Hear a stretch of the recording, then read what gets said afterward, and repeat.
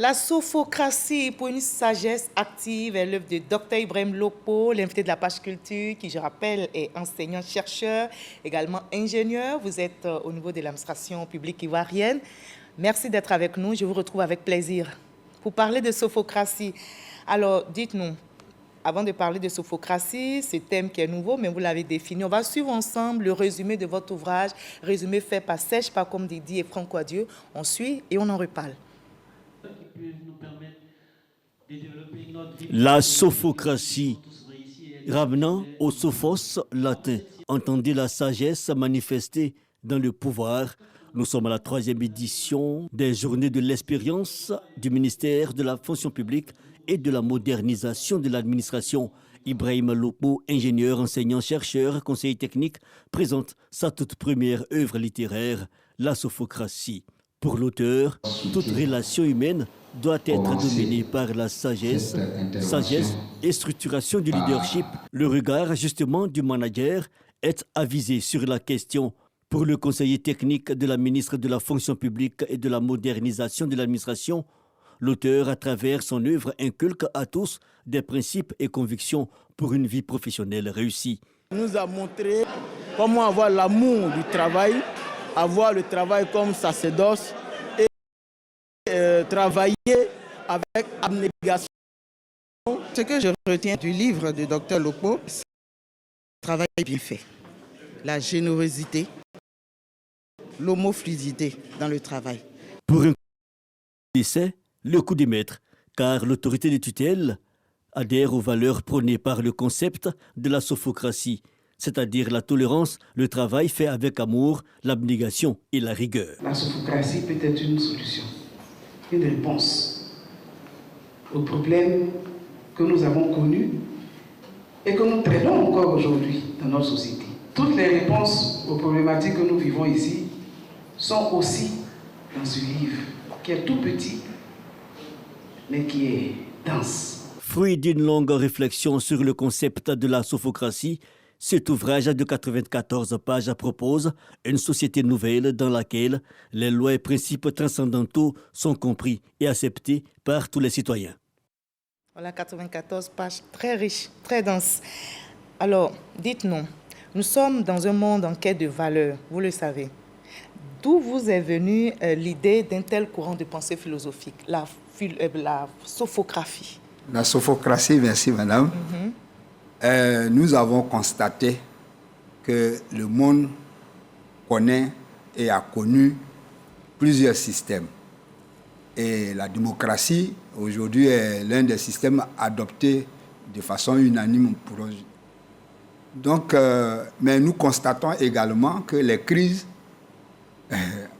persistent, défient le temps et l'espace. Partout, on a... L'actualité, on a la crise en Ukraine, par exemple. Et donc, on s'est posé la question, mais est-ce que c'est sur les systèmes qu'il faut agir ou bien sur les animateurs des systèmes?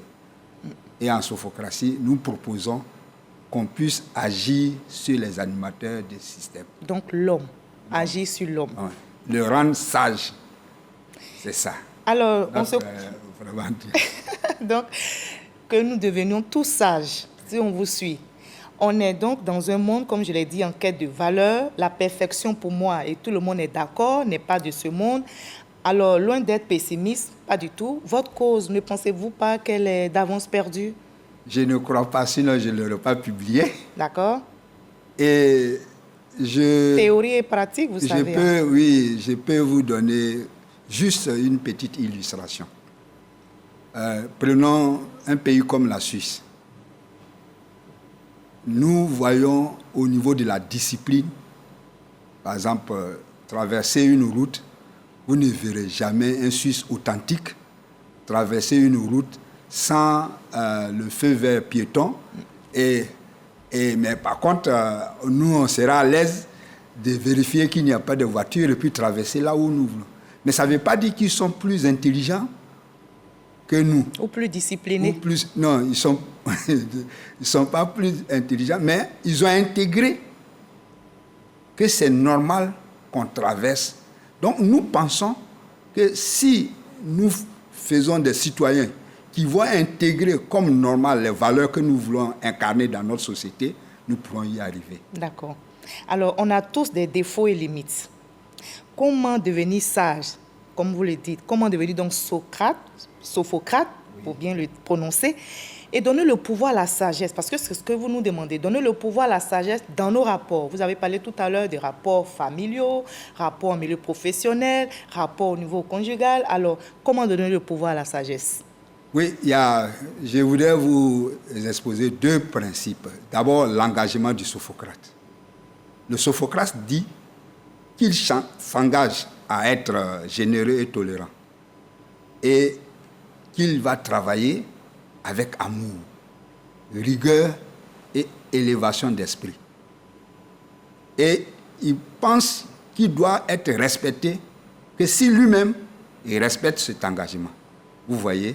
Donc, quelqu'un qui déjà s'engage à travailler avec amour, rigueur et élévation d'esprit, et qui dit qu'il doit être respecté, que si lui il respecte cet engagement, c'est déjà l'approche pour être sage, pour être généreux envers autrui et faire en sorte que la société, non seulement elle soit paisible, mais elle soit prospère. Mais la difficulté, comme vous venez de soulever... Entre le dire et le faire. La difficulté, comme vous venez de le soulever, c'est comment on devient généreux, comment tolérant. On peut être Ce sont tolérant. de belles paroles, mais dans la pratique... Oui, dans toute chose, il faut s'entraîner. On peut s'entraîner à être généreux. On peut s'entraîner à être tolérant. On va marquer donc une pause sur la générosité. C'est pas seulement matériel. Hein? Non. Si la générosité, on n'entend pas. Vous êtes, par exemple, dans une équipe, vous avez envie de donner de vous-même pour que l'équipe réussisse. C'est une générosité. Vous êtes avec quelqu'un que vous sentez a des soucis, ne serait-ce que partager votre expérience pour qu'il surmonte ces difficultés. Donc, s'intéresser à la personne. D'accord. C'est faire preuve de générosité. Bon, si vous avez de l'argent aussi, si vous donnez de l'argent, c'est faire preuve de générosité, mais la générosité ne serait pas se limiter à du matériel. Ce n'est pas seulement numéraire. D'accord. Et la tolérance? La tolérance, c'est accepter que l'autre soit différent, accepter qu'on puisse vous refuser ce que vous demandez, c'est savoir qu'on n'est pas Dieu, donc on peut faire aussi des erreurs, donc se mettre à la place d'autrui pour dire, mais si moi j'ai fait l'erreur, est-ce que je voudrais qu'on me condamne définitivement? Et c'est ça. Et donc, voilà un peu ce que nous proposons pour avoir un monde paisible. Alors, comment on s'entraîne? Parce que je repose encore cette question, Exact. parce que vous savez que c'est difficile. Je l'ai dit, entre le vouloir et le faire, entre le dire et le faire. Alors, ce n'est pas évident. On s'entraîne comment pour être généreux? On s'entraîne comment pour être tolérant? On est dans un monde où il y a des injustices, où il y a des persécutions, où il y a souvent des situations qui nous mettent très mal dans différents types de rapports. Okay. On va être très, très précis, très concret. D'accord. Je regarde chacun de nous et je pose la question, parmi nous tous, qui parmi nous a pu contribuer à être? Personne. Personne. Donc, si nous existons aujourd'hui, c'est parce que quelqu'un d'autre a été généreux. Sinon, on sort du ventre de notre maman, mais si personne ne s'occupe de nous, je ne suis pas sûr qu'on pourra vivre. Et donc, on doit se rappeler chaque jour qu'on existe parce que d'autres ont été généreux. Jean-Paul Sartre, l'enfer, c'est les autres. Ouais.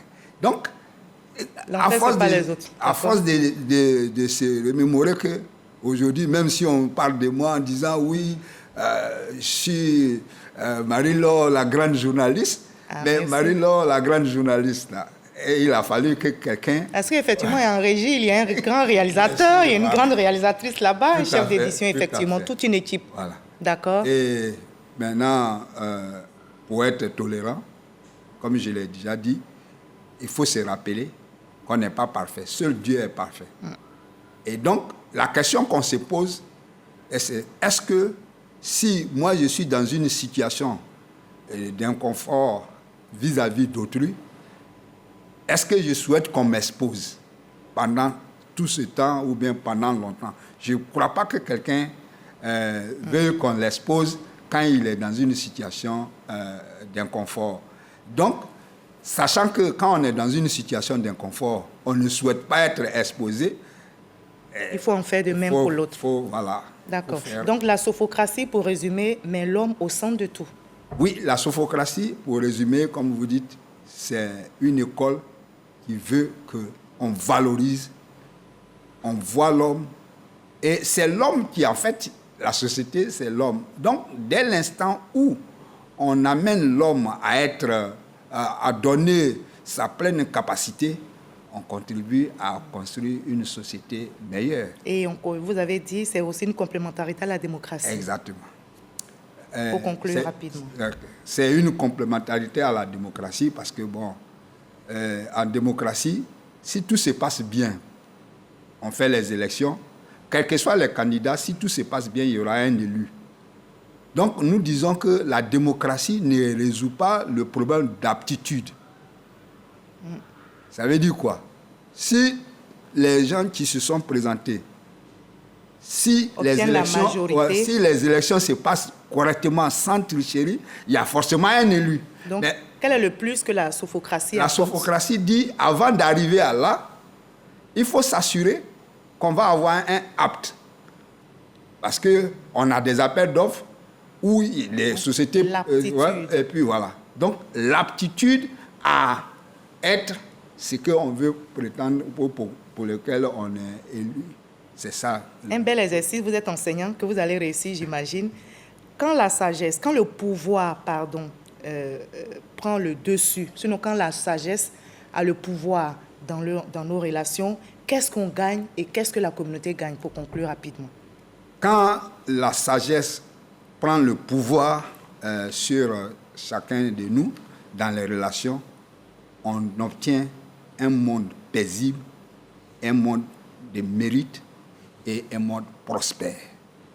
Merci beaucoup. C'est là que nous invitons chacun de nous. Merci beaucoup. Je vous en prie. Docteur Ibrahim Lokpo. Et c'est ce que vous prônez au niveau de l'administration publique ivoirienne. C'est ce que vous nous invitez à prôner partout où nous sommes, que ce soit en milieu professionnel, au niveau conjugal, en milieu familial, partout où nous nous trouvons, que nous puissions prôner la sophocratie. J'espère qu'on y arrivera. J'ai foi également. Merci beaucoup. Merci beaucoup. Alors, vive donc la sophocratie. Vous êtes d'accord avec moi, qui met l'homme au centre de tout, comme Dr Ibrahim. Le poète français Paul Éluard, vous le connaissez certainement, qui conclut que nous avons besoin de l'autre. Personne ne peut vivre en autarcie. Que la sagesse, donc, qui est la première de toutes les vertus, vous l'avez entendu, prenne le pouvoir dans nos vies pour que le monde vive mieux. À demain 20h, prenez soin de vous.